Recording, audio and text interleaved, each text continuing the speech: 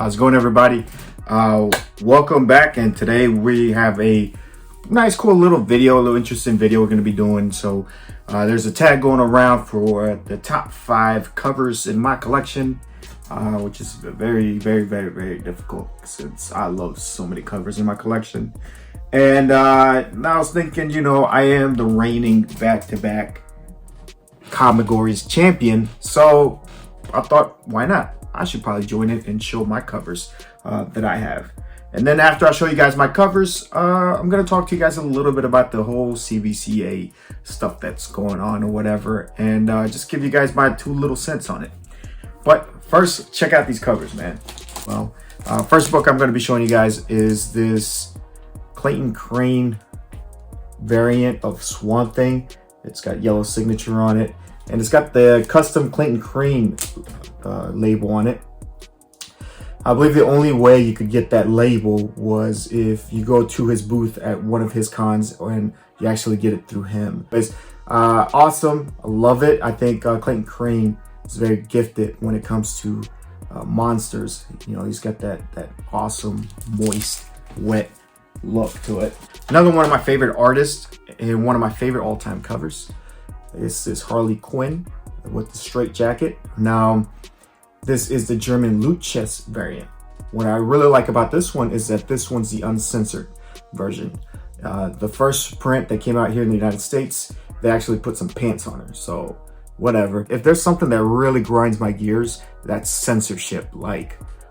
I believe that we should be allowed as observers or consumers of art, allow us to observe the art or be an audience to the art as it was meant to be by the artist or the writer or whoever, and then let the audience decide whether they believe that it's vulgar or not. But I think it's kind of silly, especially with comic books. We should know better because censorship almost destroyed this medium back in the 50s. But anyways, awesome straight jacket cover. Love collecting these straight jacket covers. You guys know I got like a little set of these. Pink signature, awesome, love it. Next one I have here for you guys is a Killmonger #1, and this is a second printing. What's cool about this is that this comes with the Juan Ferreira cover. I love Juan Ferreira's traditional style, and honestly, this might be my favorite Killmonger cover of all time. So this is like that famous moment where he defeats T'Challa. And in my opinion, even to this day, he beat T'Challa fair and square, so technically Killmonger has the rights to the Kingdom of Wakanda. One of my favorite villains, if not my favorite villain from Marvel. I think he's like the equivalent of Black Manta. So very awesome, love that. Of course, it's always difficult to keep Adam Hughes off any cover list. So I just love this cover. This is Wonder Woman 184 Adam Hughes cover. Classic style of the old Wonder Woman, classic golden age with the modern. In a way, I feel like this kind of signifies like my collection. It's kind of like a metaphor for my collection. I love collecting the old with the new. I appreciate the old stuff as much as I appreciate the new stuff. So very cool stuff. And I'm going to be showing you guys a little bit of old stuff here. This is Showcase 79. This is from 1968 Silver Age. First appearance of Dolphin. And this cover is freaking amazing, bro. Freaking amazing. So it's not rare to see like chicks on covers nowadays. A lot of variants are kind of done like that. But this one was definitely ahead of its time. I think this was during the time in the Silver Age where you saw like a lot of action covers where it wasn't necessarily like a pinup style or an artistic, focus just on one single character. You had a lot of action scenes, but amazing, beautiful green background cover. Honestly, this thing would be right at home in today's variant age. And my last cover, I'm going to be showing you guys one of my favorite covers of all time, and this is Showcase 29. This is actually the third print or the third appearance of the Sea Devils.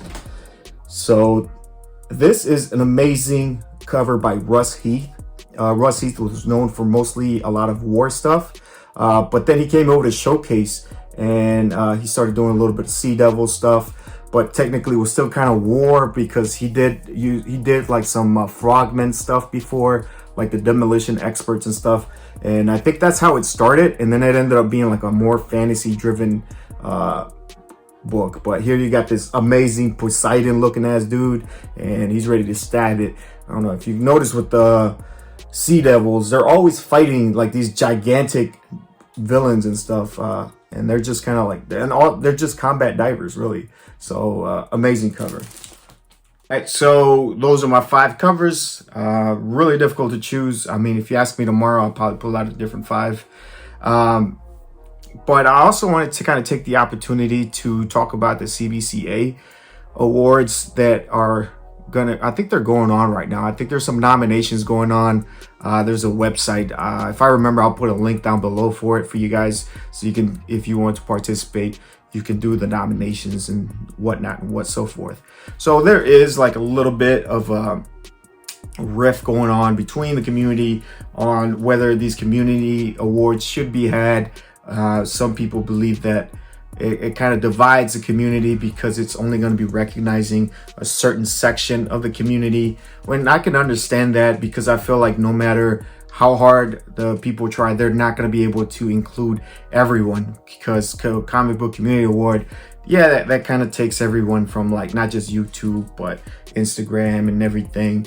And a lot of times, like, it's human nature that we're gonna vote for our friends, and tribalism is something that I've talked about here on this channel before. At the same time, I also understand that this is something that the individuals want to do for fun. This is something they want to organize so that they can recognize people in the community, because this whole social media stuff, comic book thing, especially YouTube, it's very difficult to be successful at this. There's always got to be a level of self-promotion. If there's no self-promotion, you're not going to get very far.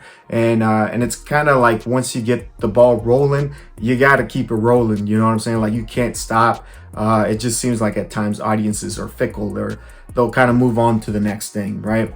And so I can appreciate that part of it, where you want to recognize the hard work at it. And I also believe if people want to have a award show, like, and they want to call it the comic books, that's fine, dude. Like, who cares? You know, like, let people do what they want to do and organize it, and whatever it takes for them to kind of stay engaged and try to, you know, keep people engaged in the community and stuff like that.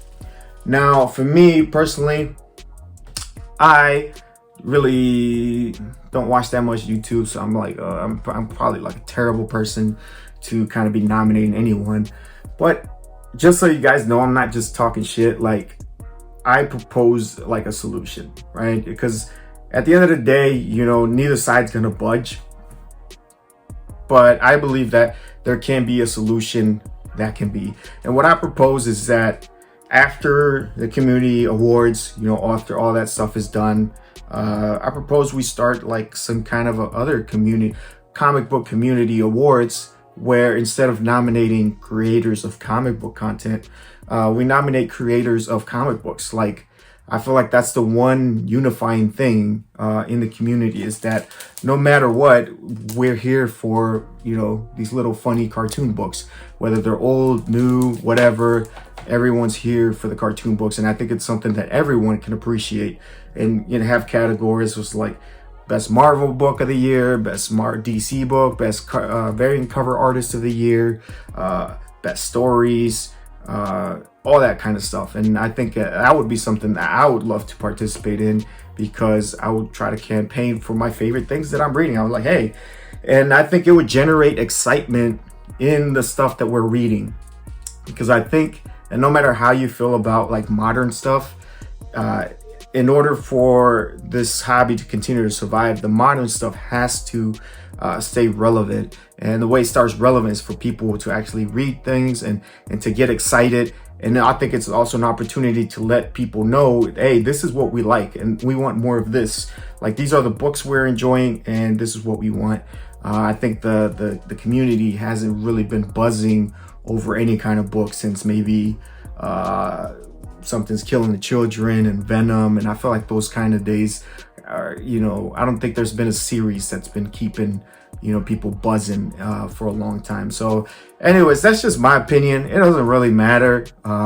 People just do whatever they want.